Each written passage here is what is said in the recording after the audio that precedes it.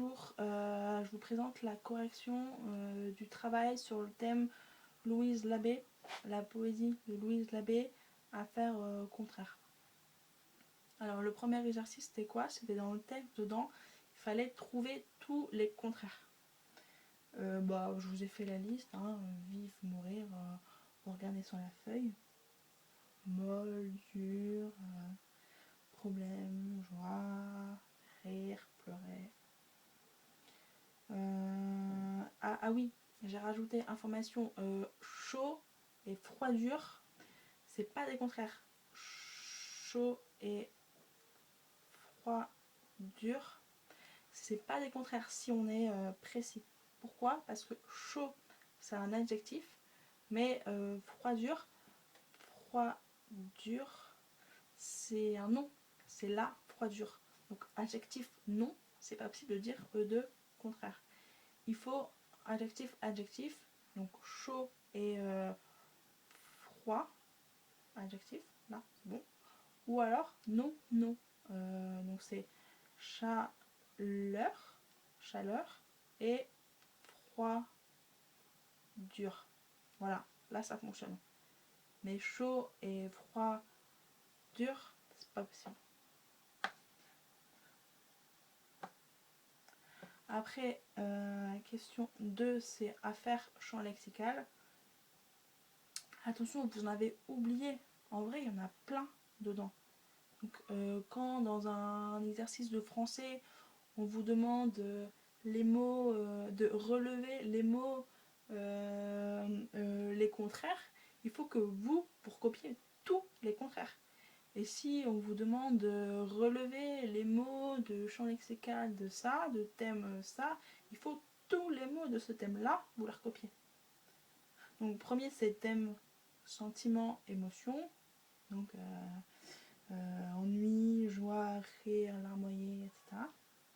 Et après, question 3, c'est champ lexical physique. Donc, thème physique. Donc là, c'est froid, chaud, mou, dur, brûle, etc. Ensuite, exercice où il fallait imaginer une situation où moi-même j'ai des... Pareil que Louise Labbé, moi dans cette situation-là, j'ai des sentiments contraires. Et après, écrire le texte. Je crois que vous êtes plusieurs à pas avoir compris parce que les textes étaient bizarres. Je vais faire chacun, c'est plus simple. Sarah, toi tu as choisi situation, on me dit que j'ai une bonne note. Donc le professeur te dit que tu as eu 20 sur 20. Et après le texte ça parle, bon dedans il y a des contraires, oui, mais affaire, personne vivant, morte, dans la rue, pleure. Enfin, j'ai pas compris en fait, tu parles de quoi? Parce que normalement c'est situation où on me dit que j'ai une bonne note. Et après il y a quelqu'un qui est mort et dans la rue et je pleure. J'ai pas compris. Fabien.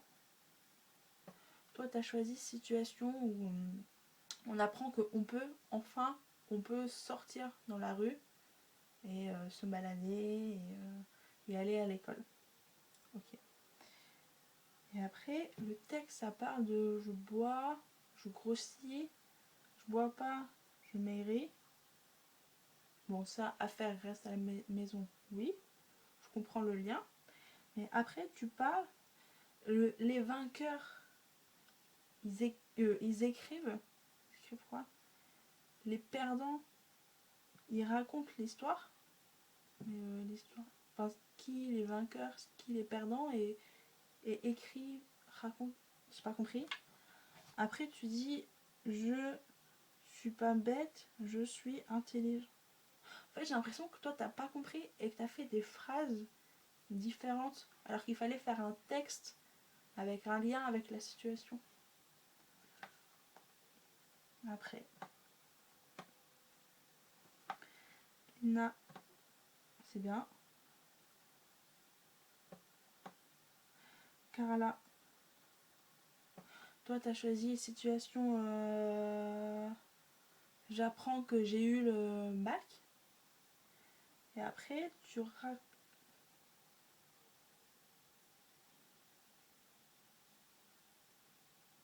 dis, enfin, je comprends pas, tu parles de quoi? Tu dis, elle sombre dans la pauvreté, la tristesse prend place, moi, plutôt jolie et parfois un peu laide, je vis et je ne décéderai jamais. Telle fut mon histoire. D'ailleurs, j'ai l'impression que tu as recopié. Et en plus, je vois pas le rapport avec on me dit que j'ai eu le bac. Je comprends pas en fait, ça parle de quoi.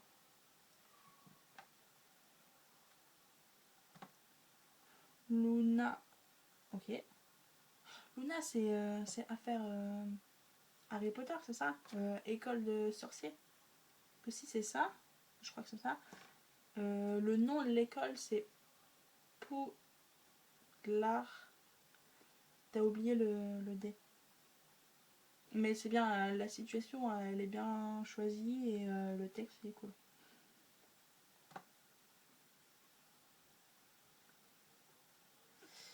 Mathéo. Ok.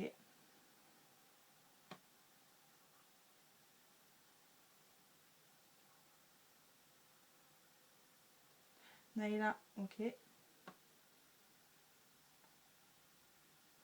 Sarah.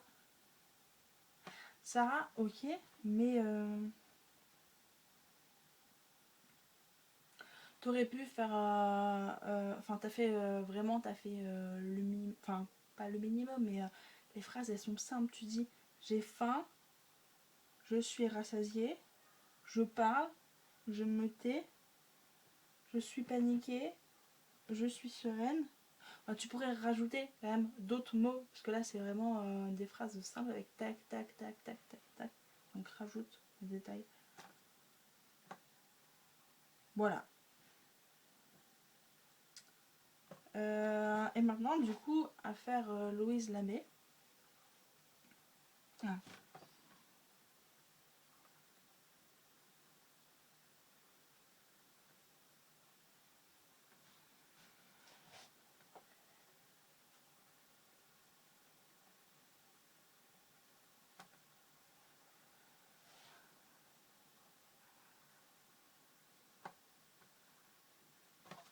Pardon, problème technique. Alors, à faire Louise Labbé. Donc, c'est pareil que pour Ruffin.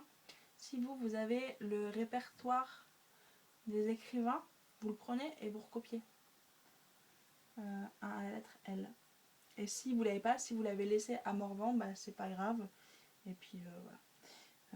On le fera après. Donc, Louise Labbé. Elle est née.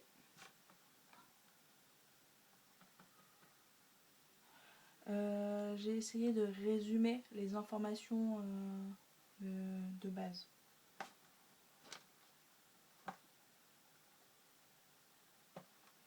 Elle est née en vers 1524. Donc, on n'est pas sûr, parce qu'on manque d'informations sur elle. Donc, vers 1524, ou à Lyon. Lyon, je crois que c'est Lyon, la ville. Et elle est morte en 1566 dans un village mais proche de Lyon. Son surnom, c'est quoi? C'est la Belle Cordière. Pourquoi? Parce que son mari, son métier, c'était fabricant de cordes. Donc, cordier, enfin, fabricant et vendeur. Donc, elle, on l'a surnommée la Belle, bah, parce qu'elle était belle, et Cordière. Elle a eu la chance, pourquoi? Parce que son père, il était riche, du coup, il pouvait payer, parce que à cette époque-là, il n'y avait pas d'école, il n'y en avait pas. Donc, si parents riches, ils payaient des professeurs privés qui venaient à la maison et si parents bah, pauvres ou alors bah, pas riches, pas d'éducation.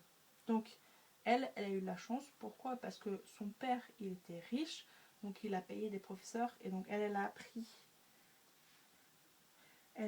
la littérature, le latin, l'espagnol, l'italien,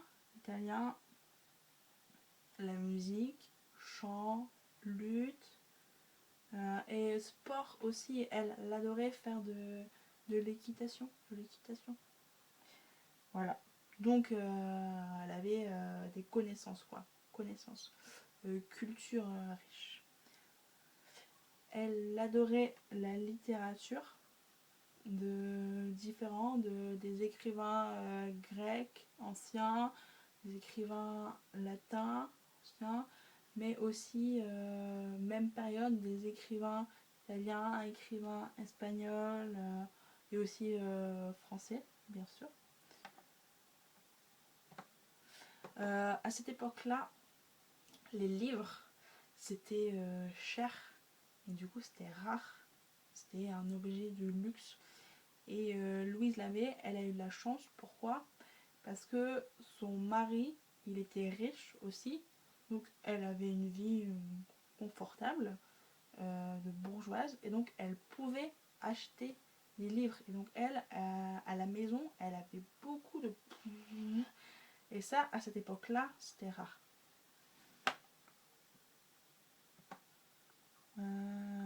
À cette époque-là,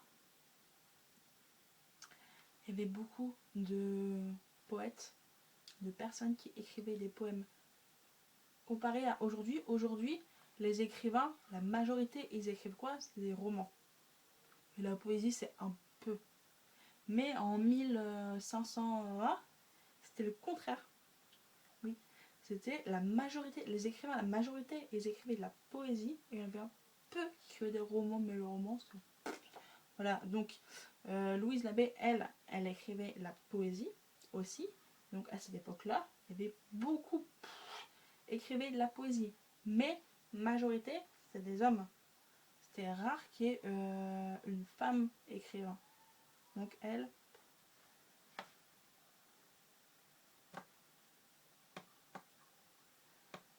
Et aujourd'hui, on dit que elle, c'est une des premières femmes féministes.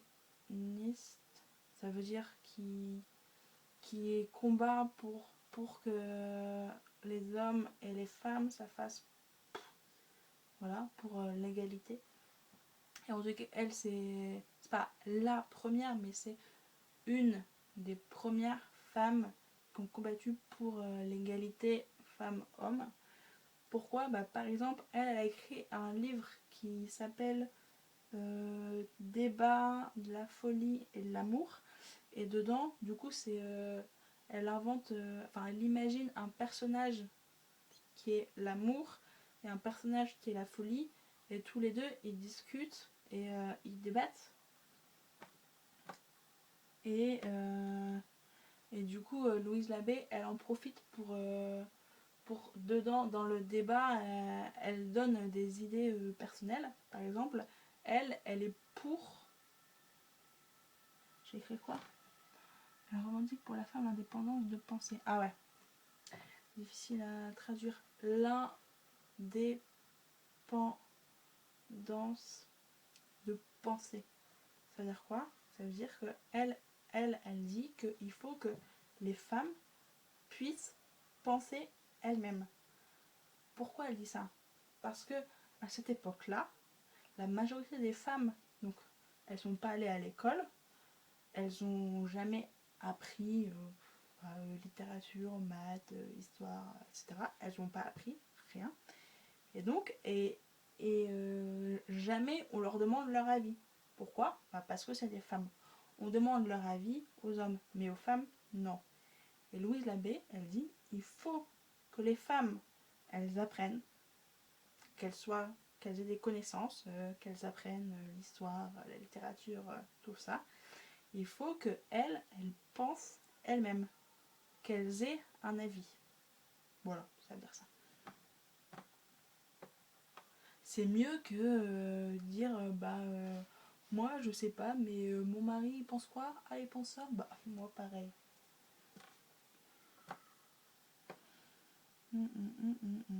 Ah oui, et aussi, on dit qu'elle, c'est la première... Enfin, elle dit ça. On dit que c'est la première féministe. Donc, parce qu'elle a écrit ça. Et aussi, quand on voit comment elle vivait, par exemple, elle avait, euh, elle avait des amants, et ça c'est rare parce qu'à cette époque-là, les hommes, oui, ils ont des amantes, mais les femmes non. Et elle, oui, elle avait des amants, normal. Et aussi, ah oui, elle préférait, elle aimait pas s'occuper de la maison. Normalement, les femmes, leur rôle avant, c'était quoi? C'était s'occuper de la maison, ménage, cuisine, enfant. Et elle, elle aimait pas et elle préférait écrire de la poésie, faire de l'art, tout ça. Voilà, donc elle avait une vie un peu originale. Voilà, et à la fin, donc, elle a écrit quoi? Elle a écrit peu pardon, en prose. Vous vous rappelez, ça veut dire quoi? Au début de l'année, j'avais expliqué prose dans le cours sur genre littéraire. Prose, c'est opposé à poésie. Poésie, c'est écrire avec des vers et des rimes et des répétitions et tout ça. Et prose, c'est écrire des phrases normales. Voilà. Donc, Louise Labbé, en prose, elle a écrit un texte qui s'appelle Débat de folie et d'amour. Voilà, donc c'est histoire inventée comme mythologique. Pourquoi? Parce que l'amour c'est une personne et la folie c'est une personne et elles discutent, elles débattent. Voilà. Et après en poésie, elle a écrit quoi? Elle a écrit 3 élégies et 24 sonnets. Alors, élégie et sonnet, c'est quoi? C'est des styles de poèmes. Je ne sais pas si vous savez que dans les poèmes, il y a des styles. Par exemple, le sonnet, c'est un poème avec 4 strophes. La première, il y a 4 vers. La deuxième, il y en a 4. La troisième, il y en a 3. Et il y en a 3. Ça fait 4, 4, 3, 3. Ça, c'est pi sonnet. C'est la règle. Voilà. Élégie, c'est autre, mais je ne me rappelle pas. Voilà, donc c'est style. Et donc elle a écrit 3 élégies, thème amour, et 24 sonnets. C'est aussi thème amour en fait, poésie, thème amour en général. Voilà, j'espère que c'est clair.